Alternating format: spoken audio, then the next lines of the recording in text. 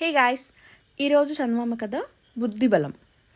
పూర్వం సింహపురి, విజయపురి అని 2 రాజ్యాలు ఉన్నాయి. అందులో విజయపురి చాలా విశాలమైనది అండ్ ఆ రాజు అసలు ఏ దేశం మీద యుద్ధం చేసినా ఓడిపోలేదు. బట్ 2 times సింహపురి మీద ఓడిపోతాడు. సో చాలా కోపం వచ్చి ఈసారి ఎలా అయినా కన్ఫర్మ్గా గెలవాలి అని వాళ్ళ మంత్రివర్గాన్ని మొత్తం కూర్చోబెట్టి డిస్కస్ చేస్తారు. అప్పుడు మంత్రి కనిపిస్తుంది, ఎలా అయినా రాజుకి అర్థమయ్యేలాగా చెప్పాలి అని.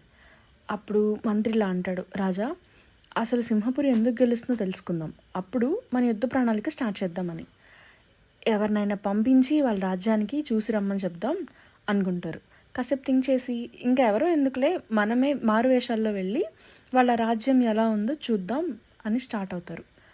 అప్పుడు సింహపురిని చూసి రాజు, మంత్రి షాక్ అవుతారు.